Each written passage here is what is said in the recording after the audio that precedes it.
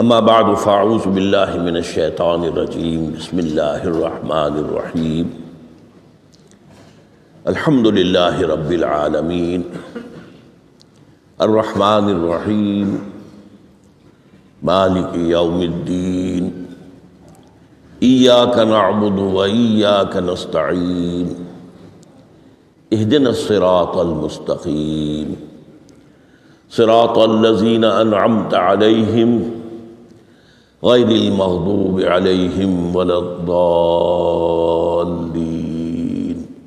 آمین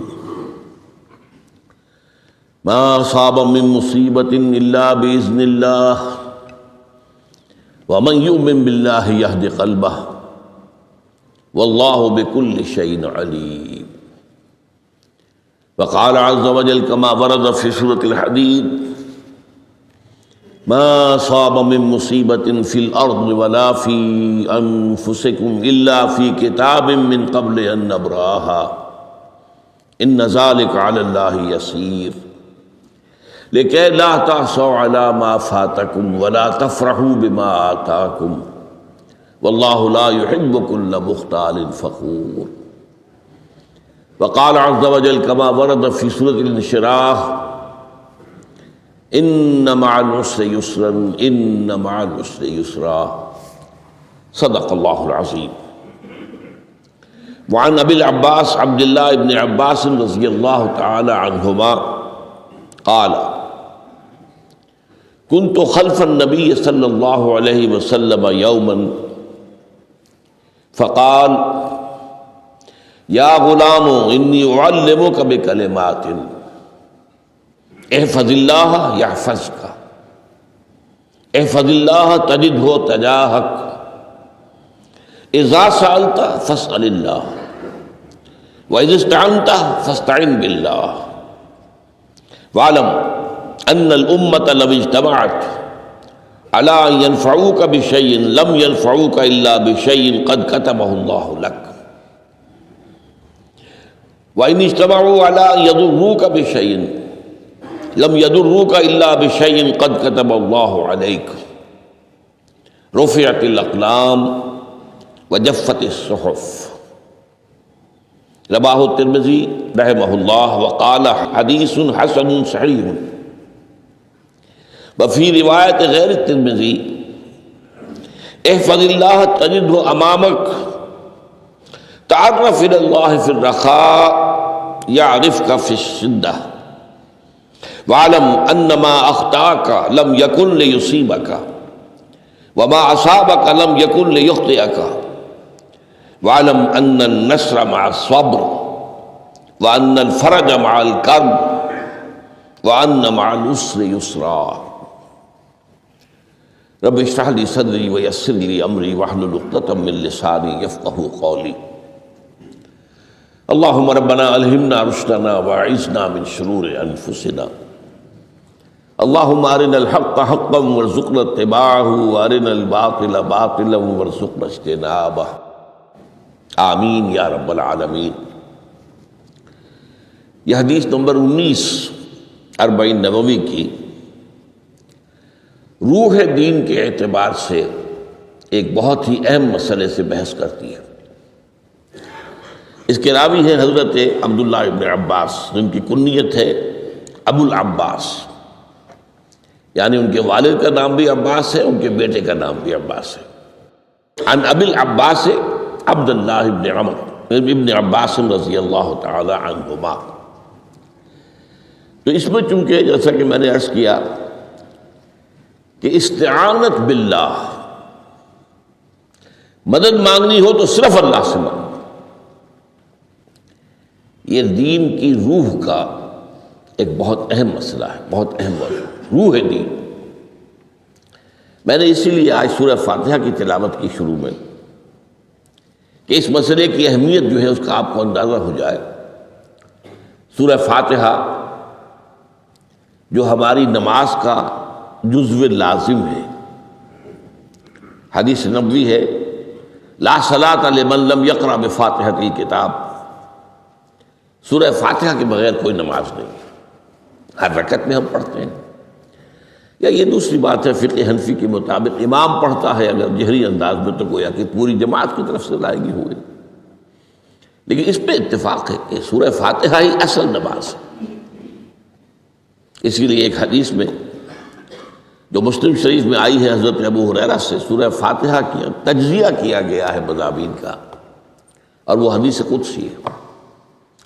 قسمت الصلاۃ بینی و بین عبدی نصفین، اللہ فرماتا ہے میں نے نماز کو اپنے اور اپنے بندے کے درمیان برابر برابر تقسیم کر دیا۔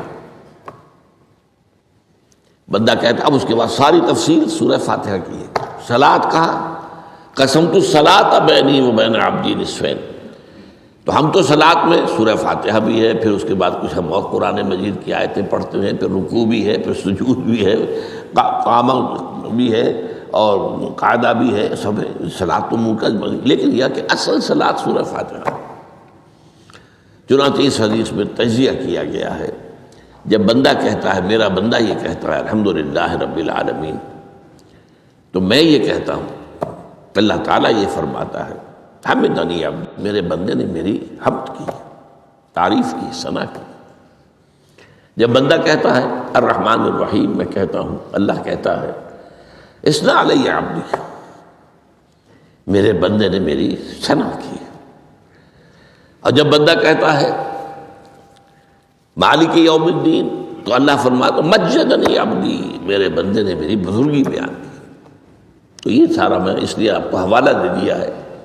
آج میں سورہ فاتحہ کا درس نہیں دے رہا ہوں، پوری بات نہیں سنا رہا ہوں کہ اصل نماز سورہ فاتحہ۔ اب سورہ فاتحہ میں 7 آیتیں ہیں، اور عجیب ترتیب ہے، 3 آیتوں پر ایک جملہ بنتا ہے، الحمدللہ رب العالمین الرحمن الرحیم مالک یوم الدین، آیتیں 3 جملہ 1۔ پھر 3 آیتوں پر ایک جملہ ہے آخر میں، اہدنا الصراط المستقیم صراط الذین انعمت علیہم غیر المغضوب علیہم ولا الضالین، آیتیں 3 جملہ 1۔ درمیانی آیت ہے 4 نمبر کی، ایاک نعبد و ایاک نستعین، یہ ہے در حقیقت مرکزی آیت، مرکزی ہو گئی، 3 ادھر 3 ادھر، پھر وہ 3 ایک جملہ، آخری 3 ایک جملہ، اور یہ ایک آیت میں 2 جملے ہیں۔ ایاک نعبد بھی مکمل جملہ ہے، و ایاک نستعین بھی مکمل جملہ ہے، اور یہیں پر سورہ فاتحہ کی وہ تقسیم ہوتی ہے آدھی، 3.5 آیتیں ادھر ہیں، الحمدللہ رب العالمین الرحمن الرحیم مالک یوم الدین ایاک نعبد۔ اب واو آ گیا، یہ واو ایسے ہے جیسے کہ آپ ترازو کو پکڑتے ہیں، مٹھ اس کی جو ہے۔ اب 3.5 آیتیں ہیں، وَإِيَّاكَ نَسْتَعِينُ اهْدِنَا الصِّرَاطَ الْمُسْتَقِيمَ صِرَاطَ الَّذِينَ أَنْعَمْتَ عَلَيْهِمْ غَيْرِ الْمَغْضُوبِ عَلَيْهِمْ وَلَا الضَّالِّينَ۔ یہ جو مرکزی آیت ہے، اس میں 2 باتوں کا ذکر ہے۔ ایاک نعبد، ایک تو ہم اقرار کرتے ہیں کہ اللہ ہم صرف تیری ہی بندگی کرتے ہیں اور کرتے رہیں گے، یہ حال اور ماضی، حال اور مستقبل دونوں کو محیط ہے۔ اور دوسرا وَإِيَّاكَ نَسْتَعِينُ، اور صرف تجھ ہی سے مدد مانگتے ہیں اور مانگتے رہیں گے۔ یہ گویا کہ دین کا ایک مرکزی نقطہ ہے، جو صلاۃ کا مرکزی نقطہ ہے، وہی در حقیقت دین کا مرکزی نقطہ ہے۔ اب ہم اس پر غور کر چکے ہیں، 40 نبوی کی حدیث نمبر 3 جو ہے وہ اس پر ہے، ایاک نعبد۔ اس میں گفتگو ہو چکی ہے تفصیل سے کہ عبادت کا تصور کیا ہے، جس کے لیے انسان کو پیدا کیا گیا، وما خلقت الجن والانس الا لیعبدون، اور تمام رسولوں کی دعوت کا مرکزی نقطہ ان اعبدوا اللہ ما لکم من الہ غیرہ، زندگی آمد برائے بندگی، زندگی بے بندگی شرمندگی۔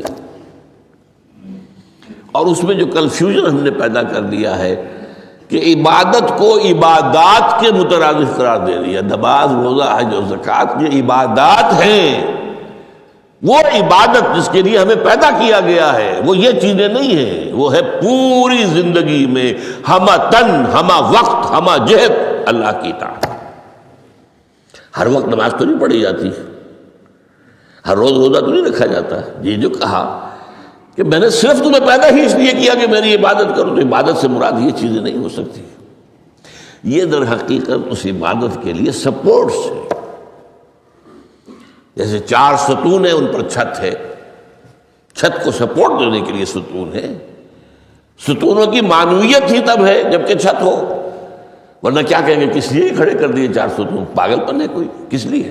What for? جب تک کہ چھت کا تصور نہ ہو۔ شامیانے کے لیے 4 آپ نے بانس کھڑے کیے ہیں، کس لیے؟ اس شامیانے کو سپورٹ کرنے کے لیے۔ تو اب اس میں جو ایک مضمون آیا وہ یہاں بھی آ گیا اس حدیث میں، تو قرآن مجید کی آیت میں ایاک نعبد و ایاک نستعین، یہ ہے دوسری بات جس پر کہ آج کی ہماری مرکزی جو مضمون ہے وہ یہ حدیث۔ تجھ ہی سے مدد مانگتے ہیں اور مانگتے رہیں گے۔ اللہ تعالیٰ سے مدد مانگنا، اب آپ یوں سمجھیے کہ مدد جو مانگی جاتی ہے مختلف الفاظ استعمال ہو سکتے ہیں۔ استعانت، وہ اس حدیث میں بھی آیا، قرآن میں بھی آیا سورہ فاتحہ میں، ایاک نستعین۔ استمداد، مدد طلب کرنا۔ استنصار، نصرت مانگنا۔ استدعاء، کوئی دعا کرنا کسی کام کے لیے۔ استغاثہ، کسی کی دعائی دینا۔ یہ تمام ایک قبیل کی چیزیں ہیں، ان کو جمع کر لیجیے استعانت۔ اب استعانت ایک تو ہے عام مادی دنیا جو اصول کے اندر میں کسی سے کہوں بھائی مجھے ذرا پانی پلا دینا، یہ بھی استعانت ہی ہو گئی نا، میں نے اپنی ایک ضرورت کو پورا کرنے کے لیے اسے مدد چاہیے، اس میں کوئی شرک نہیں، کوئی برائی نہیں۔ معلوم ہے یہ ایک عام مادی قوانین کے تحت ہوگا۔ یہ علیحدہ بات ہے کہ حضور کے بارے میں یہ آتا ہے صلی اللہ علیہ وسلم کہ آپ کبھی ایسے کام کے لیے بھی کسی کو نہیں کہتے تھے، یہاں تک کہ اگر آپ سواری پر ہوتے تھے اور آپ کا جو کوڑا ہے وہ نیچے گر گیا تو آپ اپنی سواری کو بٹھا کر یا اتر کر خود کوڑا اٹھاتے تھے، کسی سے کہتے نہیں تھے کہ مجھے ذرا اٹھا دو۔ تو یہ استدعاء، استعانت، استمداد، اس میں ایک درجے ہیں، بڑے اونچے اونچے درجے بھی ہیں، لیکن عام حالات میں ہم مادی قوانین کے تحت اگر کوئی مدد چاہے کسی سے تو کوئی بری بات نہیں، اس میں کوئی شرک نہیں، اس میں کوئی کفر نہیں، اگرچہ بعض حضرات کے نزدیک اس کا ایک درجہ ہے، وہ میں بعد میں بیان کروں گا۔ لیکن یہ کہ ماورائی انداز میں کسی غیر مرئی حقیقی یا موہومہ شخصیت سے مدد مانگنا، یہ شرک ہے۔ غیر